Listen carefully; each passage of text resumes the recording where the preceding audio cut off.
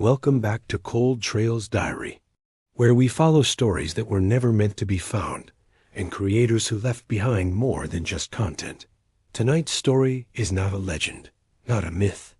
It's a documented case, because everything you're about to hear was uploaded willingly.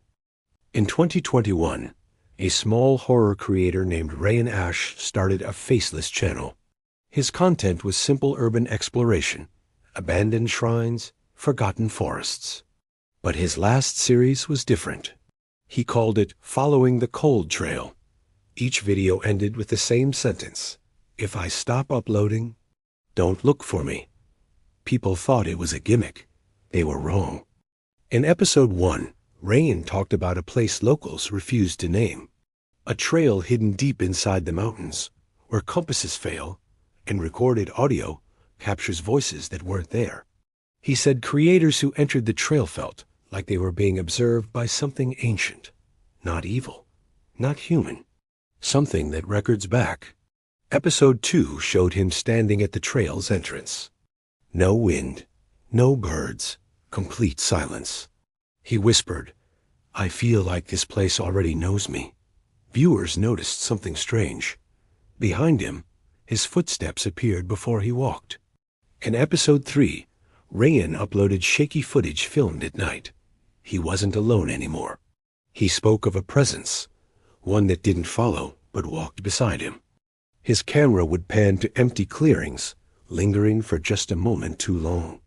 In the audio, a faint, rhythmic clicking could be heard, perfectly in sync with his own breathing.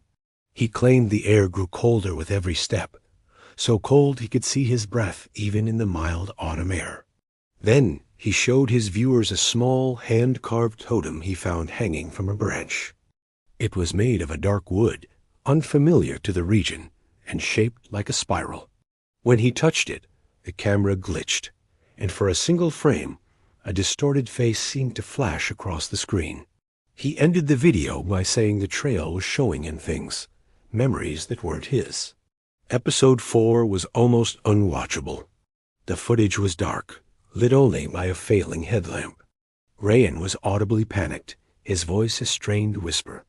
He said the clicking sound was no longer in sync with his breathing. It had its own rhythm now, faster, closer. He believed the entity wasn't just observing him anymore. It was learning. He filmed strange markings etched into the trees, symbols that seemed to glow faintly in the low light. They weren't carved. They looked as if they were burned into the wood from the inside out. Commenters later pointed out that the symbols mirrored the spiral totem from the previous video, but with subtle, unnerving variations. Ryan never saw this connection himself. He was too focused on the sound. The video ended abruptly as the clicking sound suddenly stopped.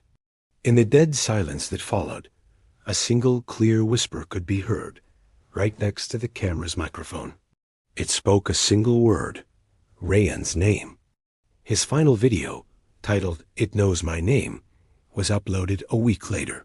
The video was just 3 minutes long. There was no narration, no shaky camera work. It was a single static shot of a small, moss-covered clearing deep within the woods. The camera was placed on the ground, pointing up at the canopy of leaves. For the first 2 minutes, nothing happened. Just the gentle rustle of leaves and the distant sound of a stream. Then, a figure walked into frame. It was Ryan.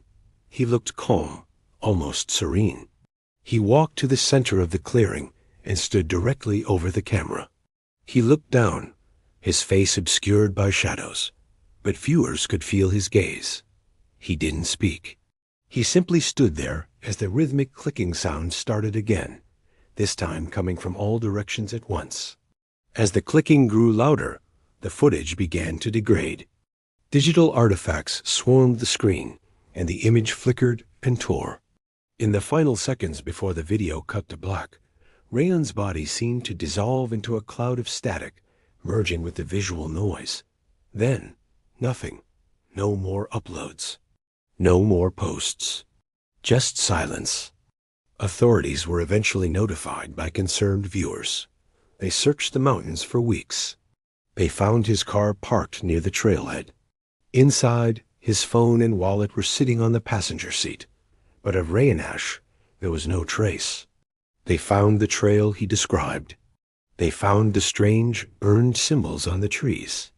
They even found the small, spiral totem, hanging exactly where he had left it, but they never found him. His channel is still online. A digital tombstone for a creator who documented his own end. Viewers still leave comments, poring over the footage, looking for clues the police might have missed. Some claim that if you watch the final video at a specific time of night, a new comment appears, posted from Rayan's account. It's always the same. A single string of binary code. When translated, it says, "It's not an echo. It's a recording." The case of Ray and Ash remains a chilling reminder that sometimes, when you stare into the abyss has a camera of its own, and it's already recording. He told everyone not to look for him. Maybe we should have listened.